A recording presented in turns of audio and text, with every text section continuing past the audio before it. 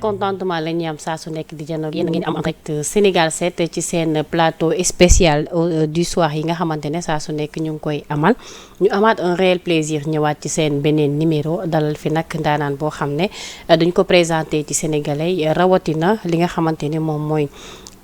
actualité bi fi mu toll. ak li nga xamante ne ci la ñu weesu ba fi ñu toll ni muy Gueye l'original dootuñ ko présenté ci sénégalais waaye rawatina askani waaye taxawaayam ci li nga xamante ne moom mooy langue politique gi ak réew mi saa su nekk donc Gueye ñu ngi lay nuyu amaat naa plaisir dalal la toujours di am mbégte ak contentement. maa ngi lay fay Lalla di teewaat teew fii Sénégal 7 c'est vrai que gëj naa fi tuuti mais vraiment c'est un réel plaisir di nuyu seen directeur. Donc tous les techniciens journalistes yëpp maa ngi leen di nuyu waa Parcelles Assainies Yoff Gama Cosaano mais nuyu aussi la génération originale citoyenne. di ñaan yàlla lépp lu ñu fi wax rek mu ndokk njariñ pour képp ku ñuy déglu. alors dañuy dem très rapidement. ci actualité bi gën a récent. muy dogal bi nga xamante ni daal dinay daanu ci justice bi. ci kaaw ki nga xamante ne moom mooy Azoura Fall ak Kairé. ndaxte dégg nañu réquisition wu procureur bi nga xam ne nee na moom jàpp na ni Azoura li ñu indi comme élément ci wàllu wér-gu-yaramam daal des tey na xelam ba tax na sàkku na ñu tëj ko 6 mois dont 3 mois ferme mi moom muy Kairé loolu mooy réquisitoire bi ñu ngi xaar nag le juge mu prononcé wu le 4 juin incha allah. waaw xam nga mooy li ñu wax rek justice la et que tey réquisitoire bi procureur demandé c'est normal mu demander ko parce qu'il agit au nom du peuple sénégalais mais je crois que la ma ca waxoon laa cay waxaat képp koo xam ne vraiment par parloo faroof boo waxalee yàlla rek xam nga ne avant ñuy def changement ci réew mi bi ñu jàppee vraiment militant Pastef yi dugal leen ci kaso bi ñëpp xamoon nañ gisoon nañ Azoura Fall li mu daj ci kaso bi ba ñëpp xamoon nañ ne aussi am na ay jafe-jafe ci wàllu xel kaaku loolu ñëpp xam nañ ko du moom rek ñi nga xam ne torture na leen su ma fàttali ko Pape Ablaye Touré aussi waaw donc teg nañ gars yi teg bu métti donc bu ñu toogee ba tey naan procureur nee na affaire bi daal dafa tey xelam c'est vrai que mën na ko tey xelam parce que mu ngi dans son rôle parce que il représente le peuple sénégalais foofu l'État donc y a pas de souci mais je sais que juge bi moom li muy prononcé moom ku xam Azoura trajectoire am ak ni mu meloon ci Ousmane Sonko tey liñ ko yan mu diis trop ci kaso bi ñëpp mën nañu nangu ne quand même kayit yi ñu génne ay kayit yu authentique la ay kayit yoo xam ne bettul kenn. voilà maintenant nag laissons la justice faire son travail mais gëm naa ne le 28 incha allah. Azoura le 4 incha allah dinañ ko féexal. alors ci wàllu reddition des comptes ba tey parce que nag fan yii dossier judiciaire yi moom. takkal naa se na bu baax a baax ginnaaw le cas de Ismaïla Madior Fall démb takkal nañu ko bracelet électronique mu mel ni haute cour de justice bi. mu ngi doxal ci côté moom it. non waxoon naa ko fii c'est-à-dire que li am yëpp bettuñu ñun ñu nekkoon ci opposition di xeexal régime bi passé xamoon nañ ne li ma yàgg wax rek mooy golo yi yàq nañ tool bi et que li tax ñu xeex c'est surtout pour suñuy njaboot yi xamoon nañ ne tey ji bu changement amee lépp ñu war ko tegaat ci yoon ñu bëri ci ñi nga xam ne ñoo yoroon réew mi ñu bëri dinañ wuy ci waxoon nañ sax à l'époque avant même les législatives ne di nga gis ay kilifa yu mag a mag ci réew mi yor fi ay ndomba tànk yi gën a kawe daw di wuti ji li nga xam ne mooy député pour am immunité parlementaire loolu waxoon nañ ko et je crois que gis ngeen tey li nga xam ne moo am rek cascade de levée d'immunité parlementaire parce que ñoom ñëpp li ñu liggéey xam nañ ko maintenant li am solo ba am solo rek mooy que tey ki nga xam ne mooy Ismaïla Madior donc dañ ko uufal doomam bi rek parce que lan mooy doomam mooy bracelet bi je crois que moom moo ko indi woon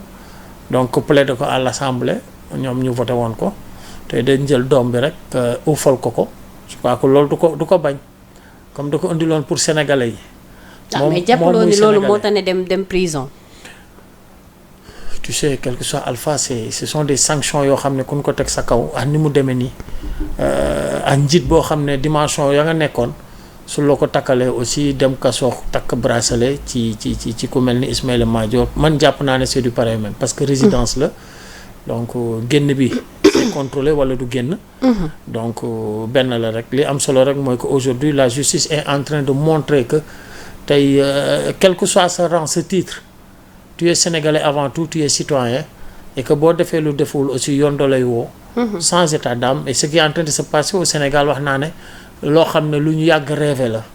pour que ñii fi ne ak ñii di ñëw képp ku toog rek ñu dénkal àll réew mi di nga liggéey réew mi exclusivement pour l'intérêt des populations. alors suñu paree ci Ismaïla dañuy daal di àgg tey ci ki nga xam ne moom mooy Sophie Gladima moom mujj nañ ko placer sous mandat de dépôt. waaw xam nga ku nekk ak sa dossier. ku nekk ak sa degré d'implication. ku nekk aussi ak li nga xam ne def nga ko mu doy waar. donc man liir naa ko bi ma gisee l'ancien ministre Sophie Gladima gars yi daggal ko visa pour mu dem umra ji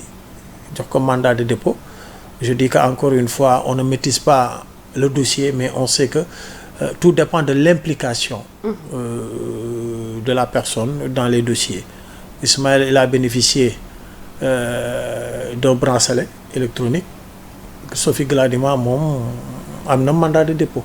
yaakaar naa ku nekk rek ak sa implication ak sa degré bi nga xam ne. te ñu rappelé que ni 5 ministres lañ ñett lañ woogu. waaw day continuer mu des Mansour Faye ak Moustapha Diop. waaw ku nekk rek am nga sa timing pour sa match sa date am nga ko jox nañ la ko fi mu toll nawetaan gu rëy la ñu nekk di def. waaye nag yow tamit nag Guèye. bu ñu paree ci ñooñu am na ñeneen ñuy ñëw. man lu ma la wax rek bindal te valeurs yi ñoo yàqu woon procureur keroog bi muy def conférence de presse moo procureur pôle judiciaire. nee nañ sur 292 dossiers 262 arrestations interpellations loolu doy na waar de. waaw ça veut dire que mbiñ maa ngi yàqoo ci bànjaxal ga waaw donc valeurs yi moom gars yi dañ ko dilapider ba nga xam ne jàppoon nañ ne bul la falee rek automatiquement tu dois être milliardaire bul la falee rek tey jii. mais am na ci ñoo xam ne ñu ngi wax ne affaire yi acharnement rax na ci. loolu. parce que le cas de exemple le cas de Abdou Nguer ak le cas de Lat Diop bu ñu xoolee ñu ngi leen di charger rek ba ci Farba parce que dégg jëlaat nañ yeneen dossiers yoo xamante ni ñu ngi leen ciy woowaat ni yu bokkul ak yi ñu leen jot a jàppee. lan moo ci acharnement. seeni ñoñ ñoo ko wax. du ñoom moom seeni vidéo ñooñ ñi ñooñan ñooy waa boor bee ñi nga xam ne tey jii seen gémmiñ dafa toj duñu wax jàmm mukk. da nga dinañ toog di wax leneen lu dul acharnement loolu rek la ñu mën a wax. mais yaakaar naa ne on est plus de 18 millions de Sénégalais acharné wu ñu acharné wu dañu am ay dossiers te comme dañu nekk nag ci reddition des comptes dossiers yi moom day génn ku mu concerné moom dinañ la woo képp koo xam ne aussi toog nga wax loo xam ne waxuwul. yoon la tamit ñu woo la parce que nag réew mi dañ koy jubbanti sur tous les plans. d'ailleurs ñoom ne nañ dinañ saisir sax CEDEAO.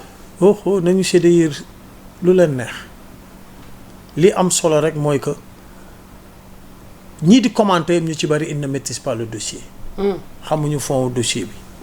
acharnement par rapport à quoi. quand on te montre chef d'inculpation quand on te montre des vidéos yoo xam ne yow yaa ko def yow yaa ko wax kooku acharnement fu mu amee du ay montage yow la et tu l'as reconnu. quand aujourd'hui bu fekkee ne dossier bi moo taxoon ñu woo la yeneen dossier ñëwaat yeneen dossier génnaat mooy li ma yàgg wax rek. koo gis muy yuuxu di tëb tëbi rek ça veut dire que na mu toogee moo baaxul il était assis sur des cafards te xam nga bale Diomaye bi dafa doy waay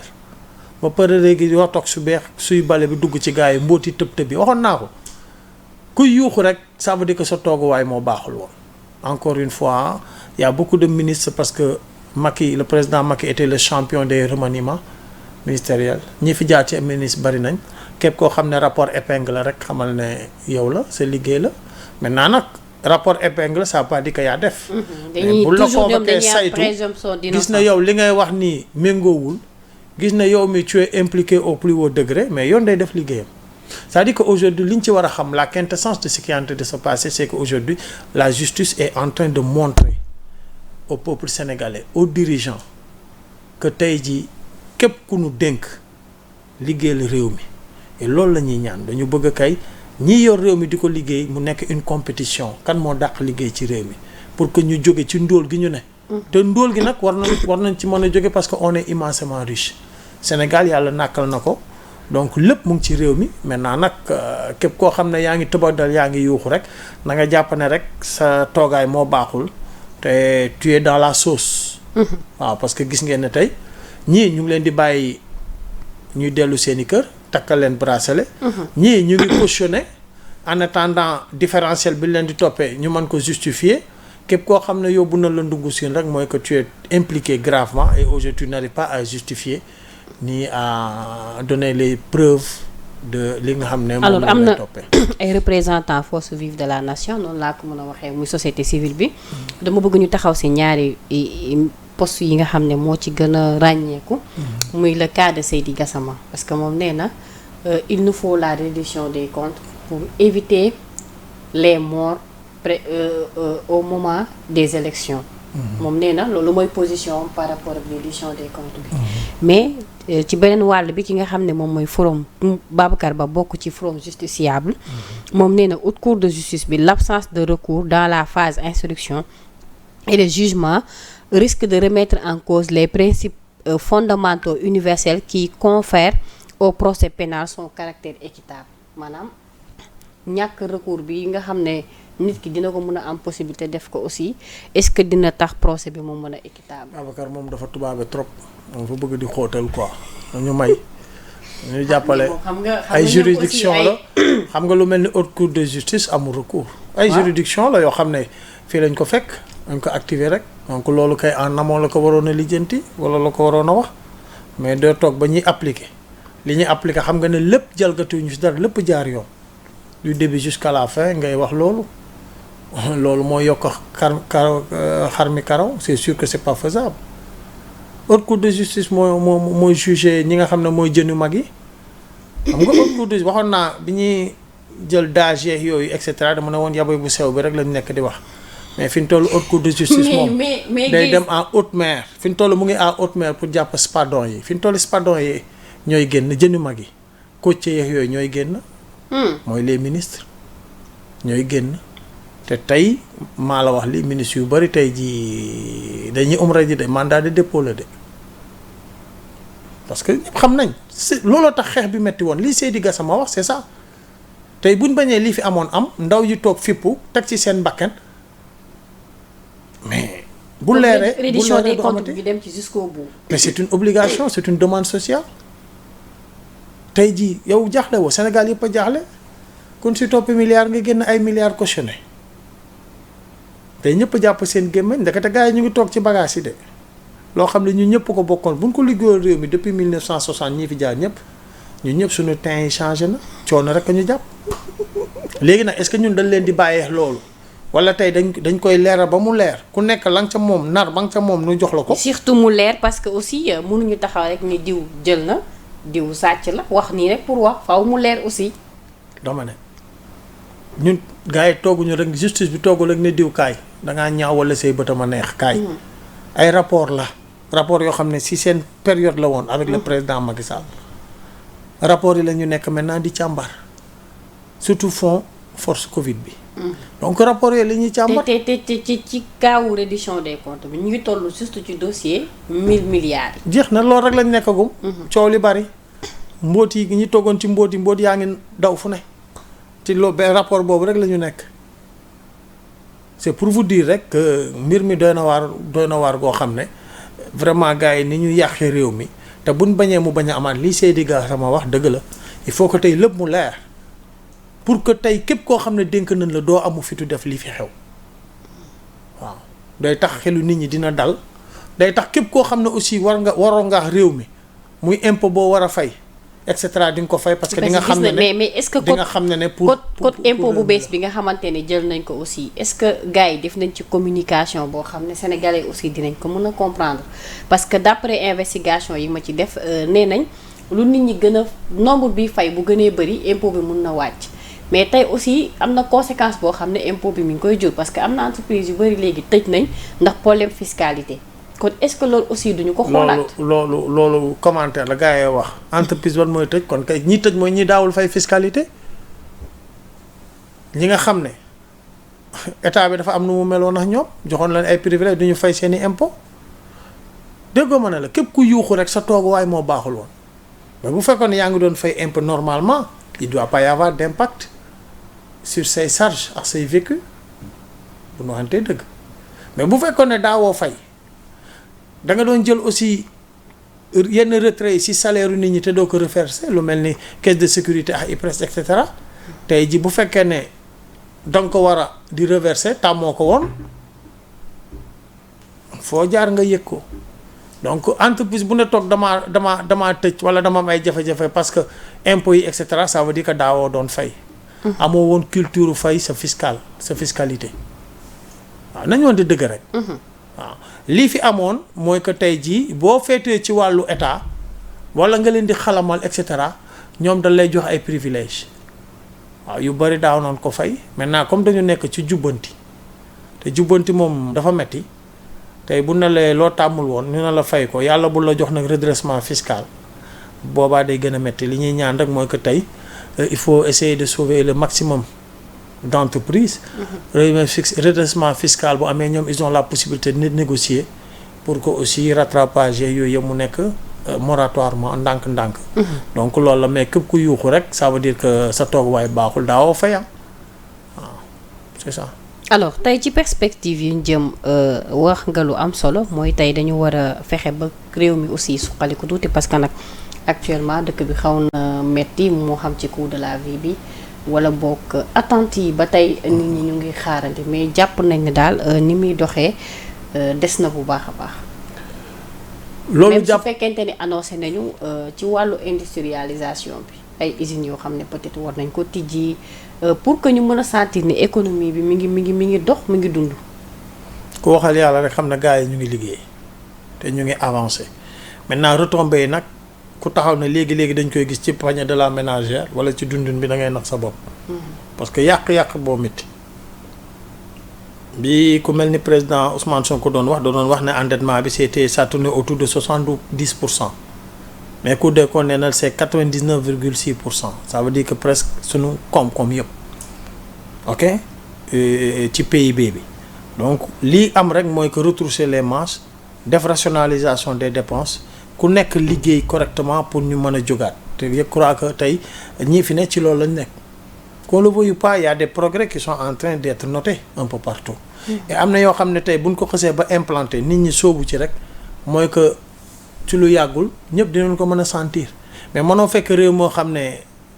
dafa yàqu complètement économiquement parlant di tigoo tak même pas un an et quelque ku nekk bëgg si gis sa bopp mënul nekk pour gis si sa bopp il faut que ku nekk retrousser les manches ku nekk liggéey état bi tey mu ngi teg yoo xam ne gëm naa ne tey suupa duñ am jafe-jafe tey ci dund gi parce que lii sonaloon paysans yi par exemple agriculteurs yi mooy que dañ doon bay lu bëree bëri mais daaw ñu am conservation. maa ngi dégg ne teg nañ pose première pierre pour hangar de conservation boo xam ne li muy jël ci ay tonnes kenn waxatu ko donc yooyu buñ ko ménti maa ngi seetaan sànq benn vidéo nga gis tey nag yi ni mu bare yi nu indi yoo xam ne tey ji dañ ci war a liggéey donc suñu continuer noonu mooy li ma wax rek alalu réew mi nga xam ne dañ ko séddale yenn pàcc yi pour ñu liggéeyal réew mi buñ ko liggéeyee réew mi rek suupa ñëpp dinañ gis njariñ waaw tant que nit ñi bàyyi nañ di jël joale keesu réew mi ak seen poos keesu réew mi ñu koy liggéey réew mi léegi nit ñi gis njariñ donc ñii di wax mooy ñi nga xam ne mooy li ma wax rek ñii fi jóge ñoo taxawaay benn bi di jéem a yàq xelu nit ñi pour que gars yi duñu am résultat probant mais les Sénégalais sont avertis parce que ils sont extrêmement réveillés ñu ñoo leen yee ñoo ànd dugg ci àll bi xeex yeewu leen xam nañ bu baax mënuñu en un an et quelque situation bi ñu fi fekk nii foo jaar mu métti. d'accord mais métti boobu nag c'est la base ci li ñu jëm parce que bu ñu implanter transparence implanter liggéey implanter performance léegi sénégalais yi gis ko ci seen bopp. alors tey am na benn mbir boo xam ne gis nañ ko parce que nag dañuy avancer dañuy dem ci dialogue bi le 28 incha allah ñu génnee terme de référence yi mais. gis nañu ku mel ni Anta Babacar Ngom mu quitté front bi nga xam ne moom la opposition bi tegoon. FDR. voilà donc tout en sachant qu'il y a jamais eu d'opposition.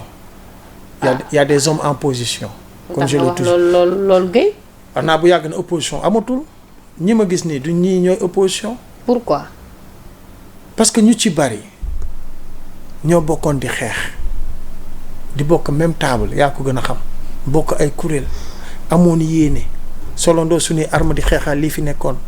amoon yéene ne képp ku jël réew mi ci ñun ñii boo ñëwee lii da nga koy teg réconcilier la justice avec le peuple sénégalais je crois que loolu la président Diomaye njëkk a def. dañ ne woon képp ku ñëw le système électoral bi nañ ko réformer xoolaat ko. ba bu ñuy dem élection kenn du tiit kenn du am problème yii ñu doon sonal yëpp ñu jëm ko dindi teg un système électoral boo xam ne consensuel ñëpp ci kontaan ñëpp ci d'accord pour que bu ñu dem élection kenn du sonn. mais da nga gis ne gars yi bi ñu jëlee réew mi même pas 1 mois 2 mois gars yi commencé di opposé wu les néopoliticards yi noonu laa leen tuddee parce que ay opposants yu bees lañ ñoo xam ne ñoo bokk même philosophie que ñun ñi te boo ko xoolee ba xool lu ñuy def di réchauffer et dañuy nekk autour des doyens noyés ces jeunes politicards là doyens noyés ñoo leen di jéem a administrer dugal leen ci ay kuréel di leen nax FDR ban FDR et pourtant ce sont ces mêmes coalitions FDR et cetera ñooñu ñi ko composé pourtant ñoo dem ci élection bu yàggul di nattaat seen bopp sénégalais di déedéet législatif gis nga seen résultat yi ñaata candidat présidentiel ñoo nekkoon ci coalition ñàkk sàmm sa kàddu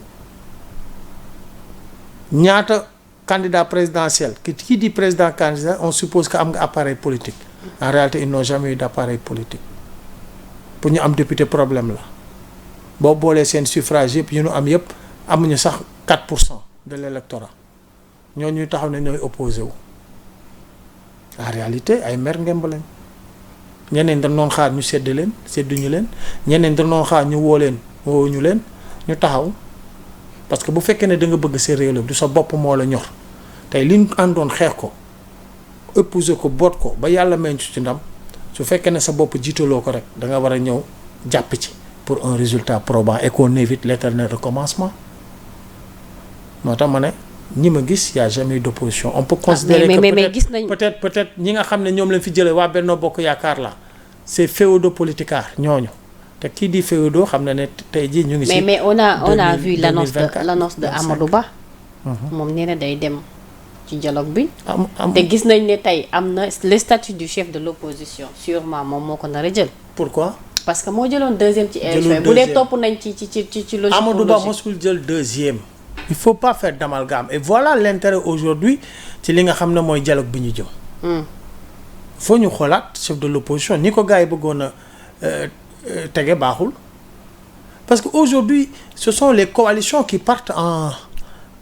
élection et quand on dit coalition c'est que c'est ay ànd de circonstances très souvent bu ñu paree élection da ngay gis na coalition yu ci bari ku nekk da ngay tas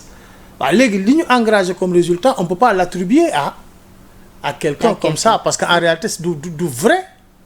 li nga xam ne moom la am. alors su ma la déggee kon problème mun na am foofu. oui dañ ci waxtaan entre Amadou Ba ak coalition Benno Bokk Yaakaar. déggoo li ma la wax. parce que bu fekkee ci bannière am la demee. ñu war a joxe le statut du chef de l'opposition sûrement kon ci coalition boobu la war a génnee. non mënul nekk dañ ciy waxtaan li ñuy waxtaan mooy que tey bu ñu naree définir chef de l'opposition c'est un parti. ok c'est un parti qui doit aller à des élections et avoir engagé li nga xam ne moom la am sa représentativité réelle ok sur l'espace politique mais coalition tey ana Benno Bokk Yaakaar boobu coalition yi tas na boo xoolee Amadou Ba dem na nouvelle responsabilité da ngay jël nouvelle responsabilité léegi nga ne ko yow yaay chef de l'opposition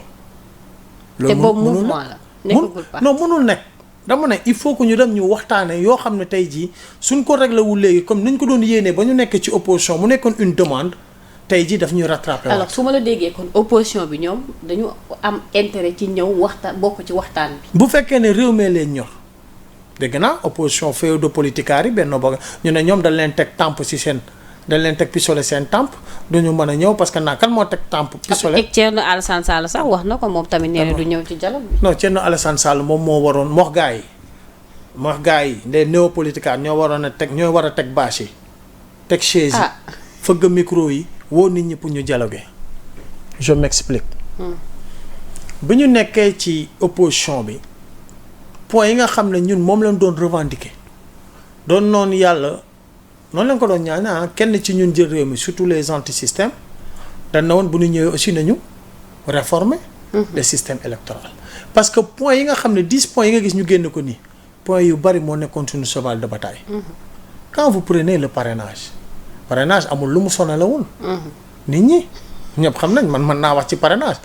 parce que lu ñu sonaloon la lonkal ñu ko rek fu ñu tourné parrainage bi doo ñu daanu. mais loolu tamit est-ce que du woon xaaral forfaiture nag à l'époque parce que Bougane gis nañu à chaque fois su demee ñu ne ko problème parrainage. non xam nga moi quand je raisonne pas en termes de Bougane. je sais mais exemple laay joxe rek. non moom laa la bëgg a wax. xam nga kon sonaloon nañu. sonaloon nañ ñeneen ñëpp. ñëpp la sonal am ñoo xam ne sax dañ doon kuppati affaire yi quoi bëgguñu si dugg. dama ne bu fekkee ne réew mi moo leen tax a jóg. pour que suba bu ñuy dem élection même campagne électorale ñëpp dañuy nekk ci jàmm. candidat yi bu ñu gisante saafoon te xam ne doomi Sénégal lañ. élection yu dal campagne bu dal bu ñu paree képp ku gagné wala ñiy gagné ñu félicité leen continuer liggéey suñum réew. ñoom ñëpp ils ont intérêt à venir dialoguer même les feuilles de politicard parce que lan doon xeex ñun doon ko wax mu ñu doon sonal tey moom leen teg sur la table pour ñu waxtaane ko léegi bu la sa bopp nag jiitalul mais dialogue boobu yaa ciy jiitu loolu nga doon kaas loolu nga bëggoon Macky Sall bañal ñu ko Macky Sall ba mu ne day def dialogue ñun F24 neewu ne dañuy def dialogue. yaa ngi koy fàttaliku fu ñu dem gars yi génn ñu fu ñu dem gars yi tongal ñu ba ci siège Malick Gakou la ñu mujj ñu wàccee ñu lan doon ñaan lan doon xeex point yooyu indil nañ ñu ko tey pour ñu waxtaane ko duñ ci waxtaan pour jubbanti suñu système électoral. doon wax naan du yoon carte d'identité ndaw yi nga xam ne ñu ngi koy def rétention ñëpp xamoon nañ ne jeunesse bi dafa taxawoon benn taxawaay bi ñu bëri tey seen carte d'identité pour ñu jot ko problème la wala jotuñu ko. wala ñu defal leen non inscrit. léegi lan la ñu wax automatiquement 18 ans dañ lay basculer. nga am ci fichier automatiquement ci fichier bi directement. mais loolu day wàññi jafe-jafe yu bëri révision électorale boo ko xoolee dimension ba mu doon am day wàññeeku. peut-être changement de lieu de vote ñiy déménager et cetera loolu rek lay jël en charge. yooyu ñun ñoo ko doon kaas. le nombre de partis politiques au Sénégal ce nombre pléthorique plus de 400 et quelques partis ñoo xam ne en réalité récépissé business la ñu yor des partis télécentres papa yaay doom yenn saa yi sax doom ji day bañ ne bokkuma ci parti bi waaw loolu duñ ci wax duñ ko lijjanti tey Sénégal bu ñu waxee dëgg 18 millions de Sénégalais tey jii ñaari pôle ñetti pôle doy na sax ñetti parti politique il faut une rationalisation. par parti mouvance bi ak opposition bi ak ñi xaw a nekk. ci mais jéem na ñett rek doy na sax. ku nekk xool foofu ku nekk xool. fa ban idéologie non la première des choses c'est de rationaliser tey bu lay jox parti politique dafa am charte bu lay jox ces récépissés qu'il faut respecter. Il y a un cahier de charge qu'il faut respecter donc assemblée générale annuelle bi. congrès déposer say bilan et cetera ban parti fii moo koy def. ban parti mooy déposer bilan fii bu dee benn ñaar ñett motu ko donc déjà loolu rek ñoom déjà rey nañ seen bopp il faut rationaliser. et je crois que si loolu lañ jëm képp koo xam ne respecté au cahier de charge bi qu'on te retire ton récépissé. ak aussi condition pour participer ci élection yi. mais moom laa wax yooyu yëpp ñun dañ ko doon xeex mu nekkoon suñu cheval de bataille. kon nag ñun ñii ñëpp ku demul ci dialogue bi ça veut dire que yow. bukki bu sàngoo woon deru bëy ga rek. mais tey gis nañu la posture de Barthélemy parce que moom aussi nee na vraie rupture le 28 lay commencer. ok mu ne cap sur 2029. dafa junj waxul nag ba xam dina dem ci dialogue bu war a du dem loolu rek la bind. Barth maa ngi koy te gis nañ ne fan yi moom aussi dafa mel ni ku bëgg a demal boppam parce que fan yi moom ak Khalifa dafa mel ni ku nekk dafa nar a. amul dafa mel ni divorce la Barth dafa gore ba dee moo ñu dal ñun.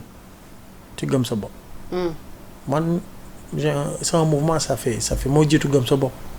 jiitu yi fi ne yëpp mais boo duggee ci da ngay dem ba moomatoo sa bopp donc da nga ciy dem ba jeex tàkk looloo dal Barth dafa topp Khalifa Sall bokk ci doyen noyé yi Khalifa c'est depuis Senghor mais Barth ba mu waree génn demal boppam et loolu mooy sunu cat ci sunu pays yi quoi waaw souvent il faut que ñiy jiite nekk ay mag dañu war a xam. À un certain temps il faut régénérer il faut une régénérescence des dirigeants et loolu mooy tax pérennité am. mais malheureusement nit ki tant que dugalu la ci pax bi wala tant que demoo bay raam mënatoo dox da ngay ngatamu rek waaw mais Barth bu yàgg la waroon a. demal boppam mais jàpp nga ne dina bu demalee boppam dina mun a amaat taxawaayu mën a duggaat ci langue politique gi. non Barth daf na erreur politique yu doy waar de. man jàpp naa ne aussi il est mort politiquement comme ces néopoliticards yi nga xam ne tey bu nu baale yoon wu ñu jël gaw ma ne dinañ ñëwaat ci langue politique bi parce que jamono yi Sénégal fi mu toll mooy liggéey suñu réew politique bu metti ba fa amoon politique politicienne et cetera loolu c'est dépassé ku ko comprendre je l'ai toujours dit aujourd'hui une opposition bi nga xam ne sénégalais yi moom la ñuy déglu mooy une opposition constructive une opposition force de proposition on peut s'opposer mais de manière intelligente comme dans les grandes démocraties quand aujourd'hui face à un sujet on a un programme ou on a quelque chose de meilleur par rapport à ce qui est présenté par le régime mais vous le donnez gracieusement au régime loolu la ñuy nawee nit ñi tey parce que dañu toll ci liggéey suñu réew des na tuuti politique yenn yi sax dafay disparaître parce que dañu toll tey jii dogu ci ay bakken rot pour ñu soppi suñuy réew liggéey ko pour suñu doom yi ak suñu sët yi donc comme ku fi indi yeneen yooyu noonu perte de temps la gars yi du la déglu sax y a pas d'opposition. mais jàppoo ni aussi buñ defee bloc dinañ am dara. y a des hommes en position def nañ bloc barki Dembo Ndiaye. bloc bi kenn doo nga ci génn guma Anta rek moo retiré wu. kan si. te nee na d'après réflexion wam ñàkk a sàmm sa kàddu xanaa déggoo gars yi ñu doon wax gars yi nañ dem bi ci biir xam na ne sax waruñu woon ànd parce que nañ ko tëggee baaxul dañoo ñàkk sàmm seen kàddu mooy li ma yàgg wax rek seen kàddu bi ñu doon toog di xeex buñ ko sàmmoon tey ñoom dañu bokk ci ñi nga xam ne ñooy transformer ce pays parce que ils sont comptables du changement mais dañoo laaxoon seen bopp. man loolu laa gëm. d'accord alors Guèye mënuñu bañ a aborder point bu gën a essentiel parce que tey gis nañu ki nga xamante ne moom mooy Imam Ababacar Sàmm Sa Jikko mu def postu ne jot na sax dem gisee waa assemblée nationale ku ci mel ni Ayib Daffé mu recevoir ko parce que jàpp nañ ni. groupe parlementaire bi donc jàpp na ne la loi sur l'homosexualité dafa nekk di traîner d'ailleurs sax gis nañ benn collectif boo xam ne teg nañ ko. ay dóorkat lañ. am nañu marche bu ñu war a def. li ma jàpp ñoom ñooñu. bu ñu waxantee dëgg rek déedéet dama yàkkamti question bi. waaw allez-y. man li ma jàpp ne mooy il faut ñu dal. faut ñu dal. géopolitique bu ñu nekk village planétaire bu ñu nekk ñii fi ne ñëpp xam nañ seen i yéene muy ñun ñii ñëpp muy ñoom ñooñu di wax tout le monde est contre l'homosexualité te ñëpp d'accord nañ dañ ko war a criminaliser. mais nañu def ndànk nag nañu jiital xel nañu bañ a def politique ñoo la gën a xam ne tey jii ñoom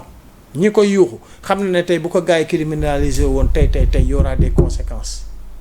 économiquement parlant sur le pays ils le savent parfaitement parce que pays occidentaux yi nga xam ne dañu jël suñu pays mettre leen sous perfusion tey am na yoo xam ne buñ ko doxalee nii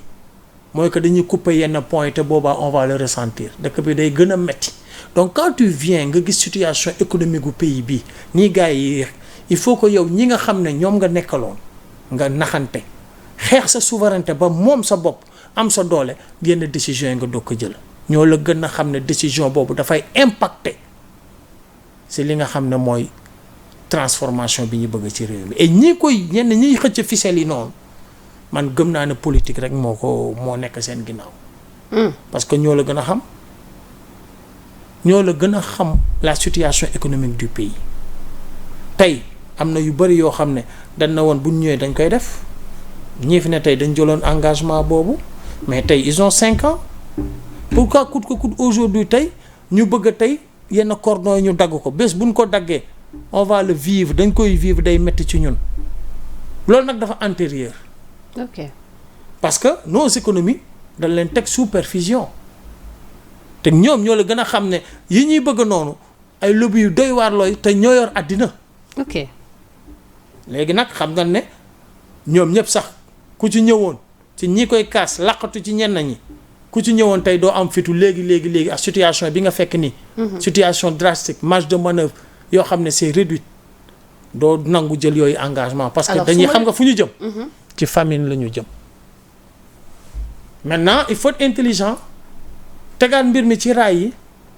alal ju bari ñi gars yi dilapider nga jéem a récupérer le maximum. nàmpatal nit ñi ci liggéey dund gi ñu dem xeex ba ami souveraineté alimentaire CEDEAO bi nga xam ne tey ñu ngi waxtaan ak ñoom di dem. ñooy suñu premier partenaire économiquement zone UEMOA bi ak CEDEAO nga xam ne tey loo produit tey marché boobu tey mën na ko absorber waxuma exportation mais lu ci bëri tey. gis nga gars yi li ñuy teg nii dafa leer nañ. ni mi donc man su ma la déggee dafa mel ni stratégiquement ngeen la état bi di agir par rapport à cette question. Mais parce que lu ci ëpp réplique bi ci ossature boobu lay tourner. mais stratégiquement aujourd'hui avec la situation économique du pays lii fi nit ñi fekk tey. am na yoo xam ne mënoo ci xuus boo ci xuusee ñu ñëppay loru. piano liggéey am suñu souveraineté moom suñu bopp bu ñu moomee suñu bopp on prendra nos décisions et on va l'assumer. D'accord. bu boobaa benn sénégalais du loru. donc yow seen marche bi kon jàpp nga ne c'était pas le moment alors. ñii koy dóor ñi fay nekk man gëwuma leen. mais am nañ droit marche bu ñu amee lu leen neexul. wala lu ñu bëgg a jàllale. seen droit la mais dama ne c'est pas opportun parce que ils savent pertinemment que le moment est mal choisi tey jii FMI dañu bëgg ñun libéré wu de FMI mais li nga fi fekk nii institution financière yooyu est-ce que mën nga leen a bàyyi léegi nii boo ko defee ñu sànku de xel mais gars yi. dañuy politique et seen ambition majeure moo ko ñii bañ a am ndam politique yee laxatu seen ginnaaw lu wér laa la wax te boo digloo néopoliticaires yi nekk seen ginnaaw opposition ñi ne seen ginnaaw da ngay xam ne ñoom leur seul souci majeur mooy que gars yi mbëkku te lii gën a gaaw ci mbëkku tey mooy que yenn yi tey nga koy def yenn réew yi moom am na yoo xam ne boo ko defee yenn réew yi bàyyi la. te ñëpp xam nañ ne tey nos économies sont sous perfusion bu la bàyyee nga gën a nekk ci problème yaa ngi ci problème déjà mais bu ñu liggéeyal suñu bopp nag ba moom suñu économie te am souveraineté économique souveraineté alimentaire et cetera am suñu marché UEMOA bu am doole Sénégal di am lu bëri lu muy représenté et cetera CEDEAO bi et cetera bu boobaa nag on peut prendre comme ni ñu ne français yi may leen ñu bu boobaa mën nañ jël ay décisions yoo xam ne. dañ koy def ci wàllu yooyu. d'accord alors moo tax nga leen di dégg ñoom ñu naan non duñ ko mas a criminaliser léegi parce que waruñu ko criminaliser léegi. waruñu dugg ci yenn détails yi yegseegul. le moment n'est pas propice. bu fekkoon ne gars yi dañ fi fekk situation bu baax économiquement nga xam ne dañu mën a dérouler am les coups de franche là on peut comprendre mais man personnellement man jàpp naa ne c'est pas le moment aujourd'hui le moment c'est Sénégal moom boppam. bu moomee boppam les décisions la gars yi dañuy jël ko et dañ koy jël en toute responsabilité. d'accord alors tey gis nañ le premier ministre ci interview bi mu doon def mu am ay messages yu bari yu mu révélé. ci sortie bi. par exemple sànq évoqué nga CEDEAO. nga gis ci beneen côté bi AES mi ngi fa. mais mu joxe ci benn réplique boo xamante ni aussi dafa mel ni ku taxawaayu digg bi. parce que aussi parfois ñeneen ñi dañuy poser la question pourquoi Sénégal est-ce que Sénégal war na mën a rejoindre AES est-ce que Sénégal day rester CEDEAO donc c'est des questions yoo xamante ne peut-être nit ñi ñu ngi koy poser wu mais naka nga analyser réponse bi nga xam ne joxe na ko te parce que réponse la boo xamante ne dafay wane position Sénégal par rapport ak ñaari institution yooyu. xam nga li indi AES boo ko xoolee ba xool ay révolution la foofu. nit ñi ñoo doyal ci manière bi leen doon gouverner. L'Afrique est immensément riche malheureusement comme le Sénégal on n'a jamais eu de dirigeants yoo xam ne dañuy jiital seen africanité on a eu toujours des complexés ñu baal ma c'est ça la vérité li indi AES dëkk yooyu yëpp révolution am dundin gu métti la ak yoo xam ne dañ leen koy yen ba gars yi rebelle wu il faut en tenir compte Sénégal li fi am aussi c'est la même chose gars yi dañoo xeex pour am seen bopp il faut en tenir compte CEDEAO na mu doon doxe ba nga xam ne CEDEAO buñ ko waxee waat ko suñu dirigeant ya fa doon na yëpp tubaab ya leen doon tirer nu mu leen neexee il faut en tenir compte donc Sénégal bu ñëwee fii Tifeng Jackafoli wax na ko mais Sénégal tey laboratoire la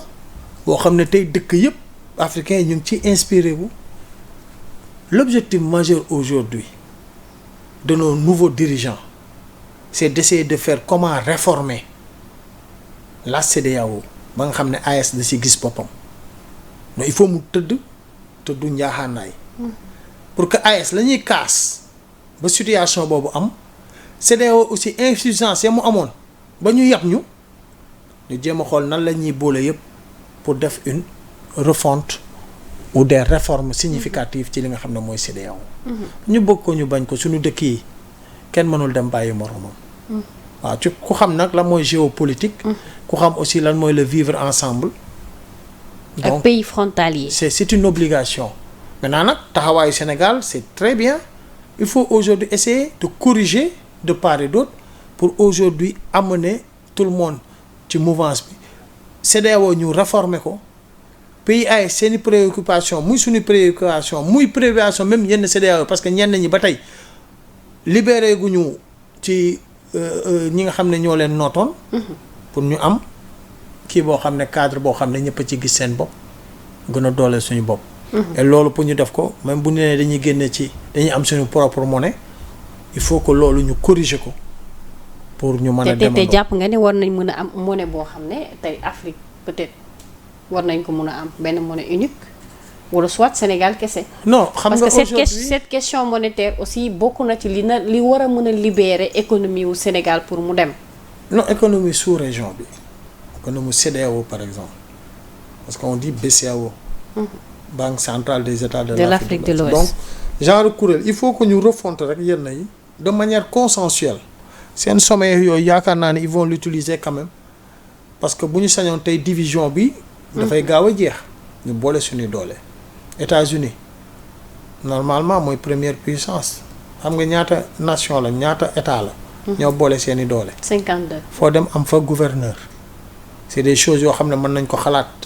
futuristement pour l'Afrique mais pour l'instant dans les zones monétaires yi xam ne ñoo bokk war nañu mën a de manière consensuelle corriger les tares parce que ñoom ñëpp xam nañ tares yi bu ñu corriger les tares ñu demandoo nag ci yoo xam ne ñoo koy bokkandoo ba nga xam ne suñu doole sous-régionalement parlant dafay am. alors balaa ñuy jeexal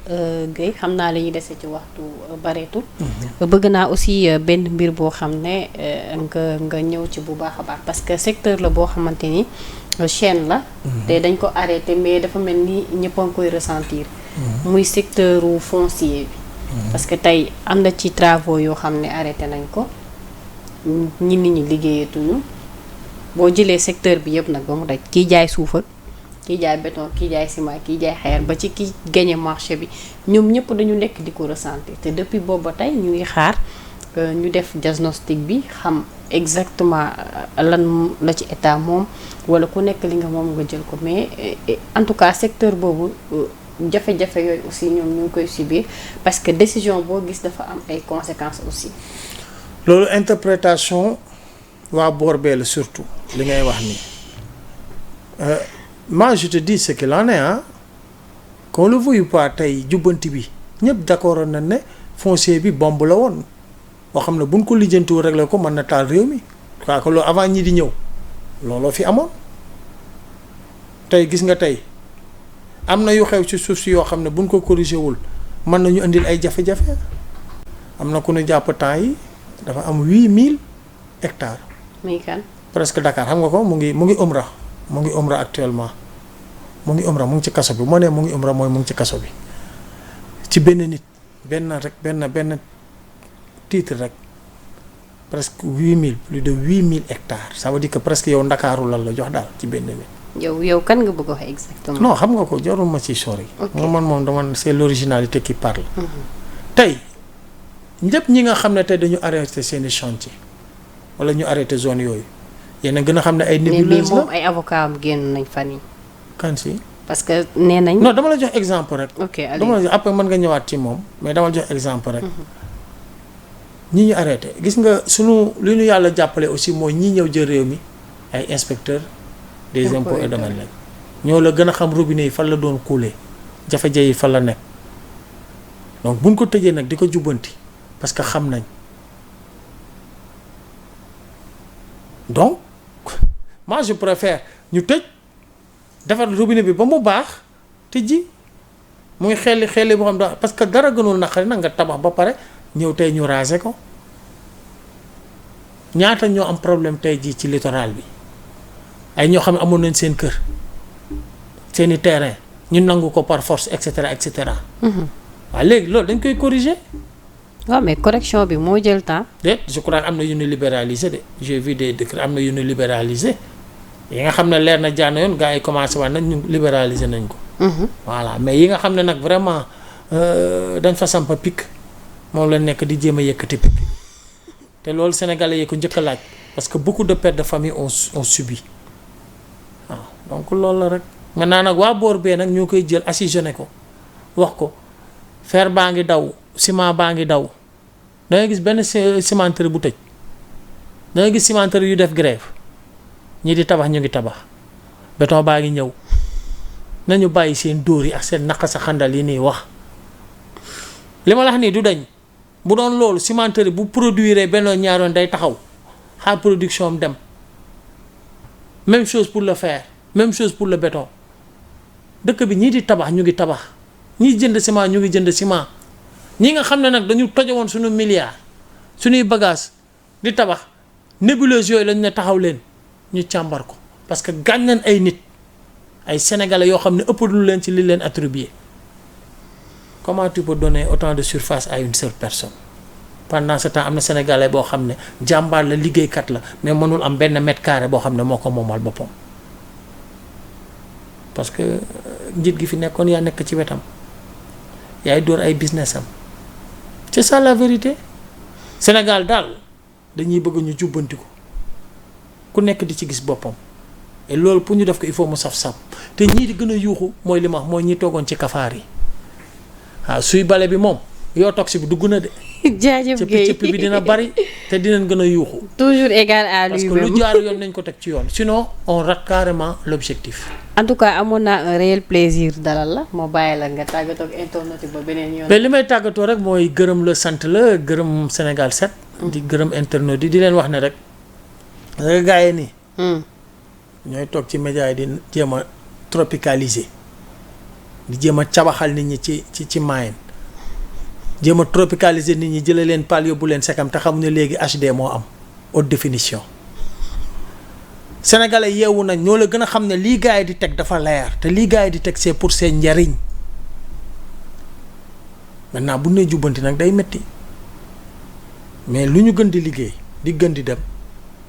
sénégalais yi di sentir ne avancement mu ngi am yokkute mu ngi am te ku waxal yàlla rek xam ne ne gars yi ñu ngi def safax marwa pour changer les conditions de vie des sénégalais malheureusement li ñu fi fekk moo xaw a drastique te tey tout sénégalais war nga taxawaay boobu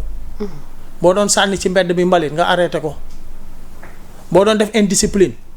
nga yar sa bopp pour que ensemble ñu ànd liggéey suñum réew ku leen waxul leneen da leen di nax ñii fi toogoon doon yuuxu naan jakarta maan yi et cetera politiciens yi anañu dañ leen gisoon dañ leen gisati néopolitica yi doon langaat si ñoom jakarta maan yi naan dañ leen di défendre da nga leen déggati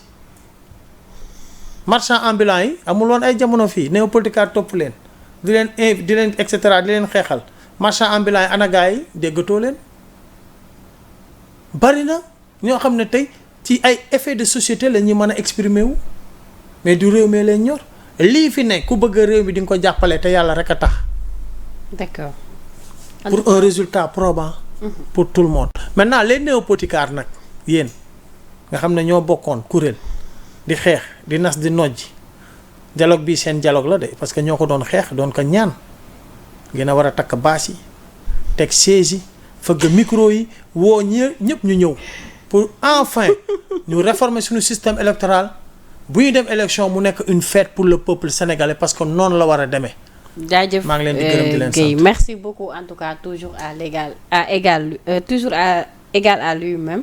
donc di ko jaajëfal bu baax a baax ci invitation bi nga xamante ni ñëw na bàyyi yitteem yëpp wuy si ko may souhaiter joyeux anniversaire à ma mère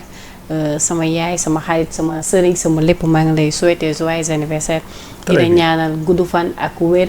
yàlla suturaal la maman Khady Guèye Ndioro Guèye Sini Alassane sant yow ci kanam nga jëm lébu VIP bi maa ngi lay ñaanal man sa doom je suis très fière de t'avoir comme maman en tout cas merci beaucoup yàlla na nga wér yàlla nga gudd fan yàlla na nga fekk lépp ci barke yonent bi mention spéciale à la régie grand Is maa ngi lay jaajëfal bu baax a baax d'ici là portez-vous bien à très bientôt jërë ngeen jëf